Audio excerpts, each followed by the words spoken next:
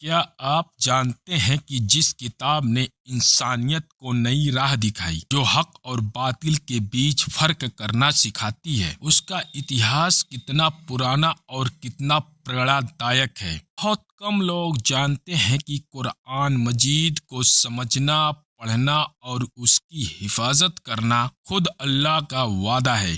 آج کی اس خاص پیشکش میں ہم جانیں گے کہ قرآن کیسے اترا، کب اترا اور اس کی سنرچنا کیسے ہوئی۔ دوستوں، قرآن کا مطلب ہوتا ہے پڑھنا یا سننا۔ اسے ایک ایسی کتاب کہا گیا ہے جو حق اور باطل کے بیچ فرق کرتی ہے۔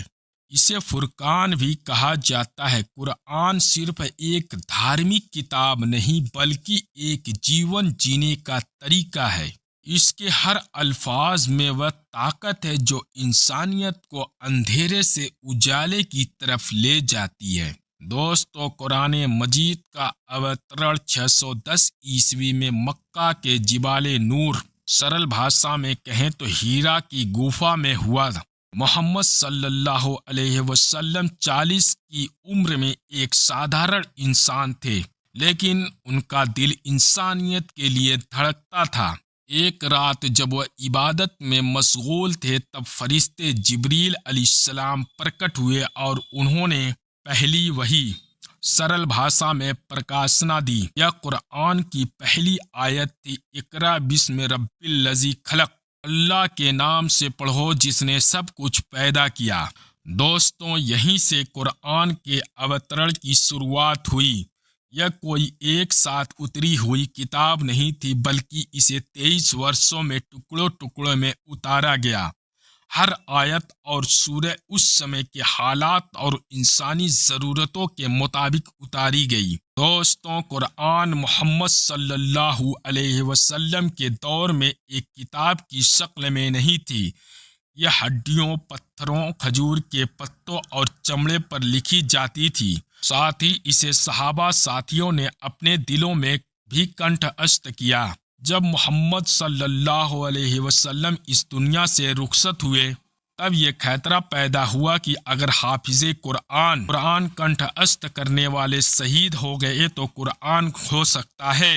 یمامہ کی لڑائی میں 70 حافظ شہید ہوئے، جس سے اس ڈر کو اور بل ملا۔ پہلے خلیفہ حضرت ابو بکر صدیق رضی اللہ تعالی عنہ نے اسے خطرے کو بھانپتے ہوئے حضرت زید بن ثابت رضی اللہ تعالی عنہ کو سندیش دیا کہ قرآن کو ایک کتاب کی شکل میں اکٹھا کیا جائے۔ صحابہ کی گواہی اور دستاویزوں کے آدھار پر قرآن کو سنرچت کیا گیا۔ دوستوں، اسلام کے تیسرے خلیفہ حضرت عثمان غنی رضی اللہ تعالی عنہ کے دور میں اسلام کئی دیشوں میں پھیل چکا تھا۔ الگ الگ بھاشاؤں میں قرآن کو لکھنے اور پڑھنے کی کوششیں شروع ہوئی، جس سے غلط فہمیاں پیدا ہونے لگی۔ اسے روکنے کے لیے حضرت عثمان نے قرآن کی 5 مول پرتیاں تیار کروائی اور انہیں الگ الگ علاقوں میں بھیجا۔ ان میں سے کچھ پرتیاں آج بھی ترکی اور برمنگھم وشوودیالیہ میں سرکشت ہیں۔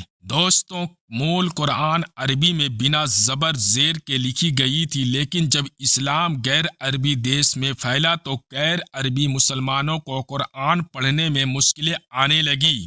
اموی خلیفہ عبد الملک بن مروان کے دور میں حضرت ابو الاسد نے عربی میں حرکتیں، ماترائیں جوڑ کر اسے آسان بنایا۔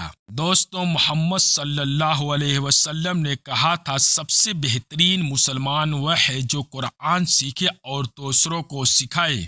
لیکن افسوس، آج کئی مسلمان قرآن کو سمجھنا تو دور صحیح طریقے سے پڑھ بھی نہیں پاتے۔ ہمیں اس بات کو سمجھنے کی ضرورت ہے کہ قرآن صرف پڑھنے کے لیے نہیں بلکہ اسے عمل میں لانے کے لیے ہے۔